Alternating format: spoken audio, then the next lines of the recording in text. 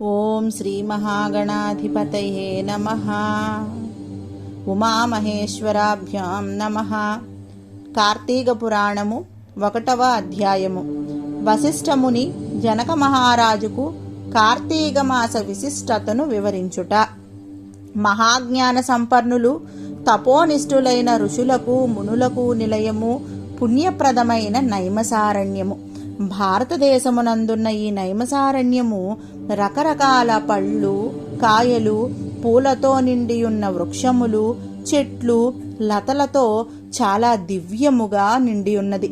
ఆ అరణ్యములో నివసించే చిలుకలు, గోరువంకలు, చక్రవాకములు, హంసలు, మయూరాలు వాటి వాటి విన్యాసాలతో మనస్సుకి ఎంతో ఆహ్లాదాన్ని కలిగిస్తున్నాయి.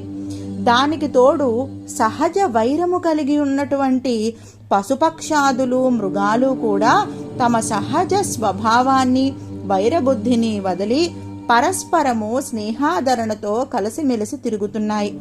అయితే ఆ అరణ్యములోని యజ్ఞ యాగాది క్రతువులతో, పురాణ ఇతిహాస ప్రవచనాలతో, వేదవేదాంగాది చర్చలతో నిండి పవిత్రమైన భూమిగా, భూలోక స్వర్గముగా అనిపిస్తున్నదట. అంతటి మహోన్నతమైన ఋషివాటికలో సుప్రసిద్ధుడైన వారు సూత మహర్షి. సూత మహర్షి వేదవేదాంగ విజ్ఞానఘనుడు, పురాణేతిహాస ప్రవచనకర్త, భూత భవిష్యత్ వర్తమానాలు తెలిసిన మహాజ్ఞాని. తనకు గల మధుర మంజుల వచో సామర్థ్యాలతో వేద ధర్మాలను, వేద విజ్ఞానాన్ని సవిస్తరముగా వివరించి చెప్పగల మహామేధావి. సాక్షాత్తు భగవత్ స్వరూపుడైన ఆ మహనీయుని వలననే నైమసారణ్యము పరమ పవిత్రమై, సకల విజ్ఞాన క్షేత్రమై, మానవ ధర్మ ప్రబోధకమై ప్రకాశిస్తున్నదట.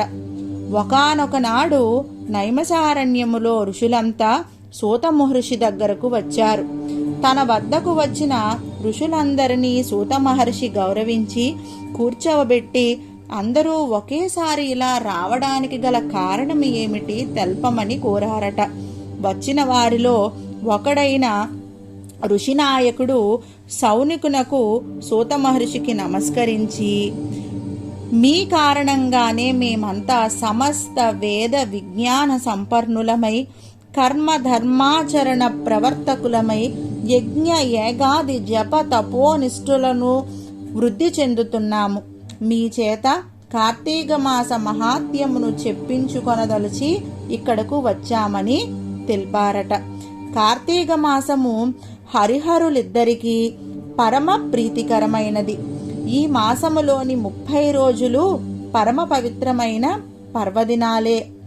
ఈ మాసంలో చేసిన స్నాన, జప, తప, దానాదులన్నీ కూడా అపారమైన ఫలితాన్ని ఇస్తాయని మేము విన్నాము. అంతటి విశిష్టమైన కార్తీక మాస వైభవాన్నంతటిని సమస్త విశేషాలతో సవివరంగా వినిపించి మమ్మల్ని కృతార్థులను చేయవలసింది అని సవివరంగా సవినయముగా ప్రార్థించారట. సూతుడు, మునిజన శ్రేష్ఠులారా, మీ కోరిక పరమ ఆమోదకరము. మీరన్నట్లే కార్తీక మాసము అత్యంత పుణ్యప్రదమైనది. ఈ మాసము కేవలము హరిహరులకు మాత్రమే కాదు, సమస్త దేవతలకు ప్రీతిపాత్రమైనది. ప్రతి మాసములో ఏదో ఒక రోజు పర్వదినం ఉంటుంది. కానీ ఈ కార్తీక మాసంలో నెల 30 రోజులు కూడా పర్వదినాలే. ఈ మాసము ధర్మ కార్యాచరణలకును నియమనిష్టలకును నిలయము. ఈ కార్తీక మాస మహాత్మ్యము విన్నవారికి పుణ్యగతులు లభించును. ఈ మాసములో కర్మసాక్షి అయిన సూర్యభగవానుడు తులారాశిలో సంచరిస్తున్నాడు. కనుకనే ఈ మాసములో చేసిన పూజలు, వ్రతాలు, దాన ధర్మాలు, దీపారాధనలు, నక్తములు, ఉపవాసములు, పురాణ శ్రవణములు అనేక జన్మలలో చేసిన పాపాలను హరింపజేయగలవు, మీకు పుణ్యగతులను ప్రాప్తింపజేయగలవు అని తెలిపిరి. అభీష్ట సిద్ధి లభించి జీవితము సుఖమయమై సాగిపోతుంది అని తెలిపిరట. ఇహపరాలలో ఉత్తములై వర్ధిల్లుతారని చెప్పారట. మానవ శ్రేయోభిలాషులై తరించే మీకు ఈ పురాణాన్ని వినిపించటము వలన నేను ఉత్తమ గతిని పొందుతాను అని ఆ మహర్షి తెలిపారట. వశిష్ఠ మహాముని జనక మహారాజుకు కార్తీక పురాణము చెప్పుట. మహామునులారా, ఈ కార్తీక పురాణమును గురించి స్కంద పురాణంలో ఉంటుంది. దీనిని మొట్టమొదటగా పరమేశ్వరుడు పార్వతీదేవికి, శ్రీమన్నారాయణుడు శ్రీ మహాలక్ష్మికి, చతుర్ముఖుడైన బ్రహ్మదేవుడు నారద మహర్షికి, నారదుడు వశిష్ఠ మహర్షికి, వశిష్ఠుడు జనక మహారాజుకి వివరముగా చెప్పారు. వశిష్ఠుని దయ వలననే ఈ కార్తీక మాస మహాత్మ్యాన్ని వినే అదృష్టము నాకు కలిగింది. నేను విన్న ఈ విశిష్టమైన పురాణాన్ని మీకు వినిపిస్తాను, సావధానులై వినండి అని తెలిపిరట. ఒకనాటి పవిత్ర దినాన వశిష్ఠ మహర్షి మిథిలా నగరానికి వచ్చి జనక మహారాజు దగ్గరకు వెళ్ళాడు. రాజర్షి అయిన జనకుడు వశిష్ఠ మహామునికి సగౌరవముగా నమస్కరించి సముచిత మర్యాదలు చేసి, మీ రాకకు గల కారణము ఏమిటి మహాత్మా అని అడగారట. అందుకు వశిష్ఠుడు, జనకరాజా, నేను సిద్ధాశ్రమంలో యాగం చేయాలని సంకల్పించాను. యాగానికి నీ సహాయము అడుగుదామని వచ్చాను అని అన్నారట. దానికి జనక మహర్షి మీ యాగానికి కావలసిన ధనాన్ని, అనేక విధాలైన సంభారములను అన్నింటినీ మీ కోరికను అనుసరించి మీకు సమర్పిస్తాను. నాకు నా సంపదలకు ఇంతకంటే గొప్ప ప్రయోజనం ఏముంటుంది అంటూ వినయముగా అంగీకరించాడట. మునిజన శ్రేష్టమైన ఓ వశిష్ఠ మహర్షి, నాకు చాలా కాలం నుంచి ధర్మార్థ కామ మోక్షప్రదాయకమైన సర్వ పాపహరమైన కార్తీక మాస మహాత్యాన్ని వినాలని కోరిక.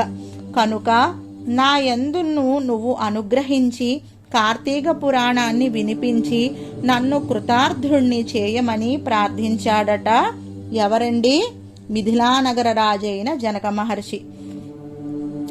అయితే విశ్వశ్రేయస్సును కోరుకునే వాళ్లకు, భక్తి గలవారికి ఈ విధమైన కోరికలు కలుగుతుండటము సహజమే. కార్తీక మాసం 30 రోజులు పుణ్యప్రదాలైనవే. ఈ మాసములో చేసే జప తపానికి, స్నానదానాలకు, వ్రతాలకి అనంతమైన ఫలితము కలుగుతుంది అని, ఈ మాసములో ఆచరించవలసిన విధి విధానాలను గురించి, ఈ మాస మహాత్యాన్ని గురించి స్కంద, పద్మ పురాణాలు రెండూ కూడా వివరంగా చెప్పాయి.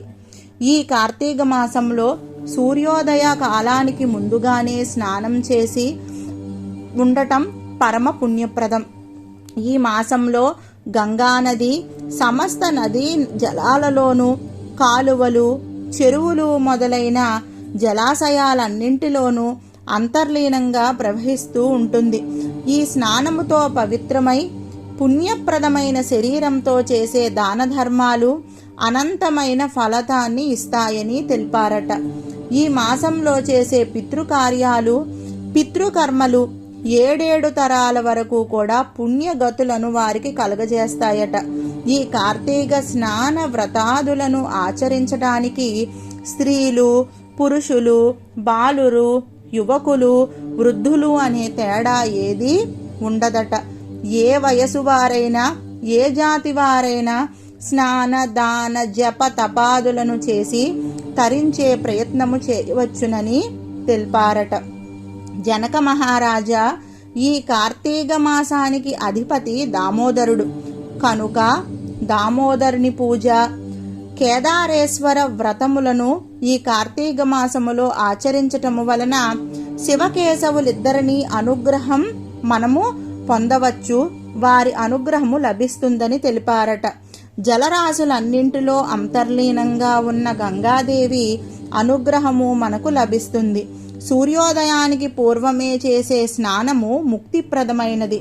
మనం కార్తీక మాసంలో చేయవలసిన దాన ధర్మాలు, సంధ్యావందనాది నిత్యకర్మలు, తర్పణాలు, దీపారాధనలు, దీపదానములు, వనభోజనాలు, సమారాధనలు, సోమవార వ్రతములు, కార్తీక పూర్ణిమ నోము ఇవన్నీ కేవలం పుణ్యమును ప్రసాదించడం మాత్రమే కాక శరీరానికి తేజస్సును, శక్తిని, మేధస్సును, మనస్సుకు శాంతిని, స్థిరత్వాన్ని, స్థిమితాన్ని, సంపదను కూడా కలిగిస్తాయి. భుక్తి ముక్తులను ప్రసాదించే ఏకైక మాసము కార్తీక మాసము.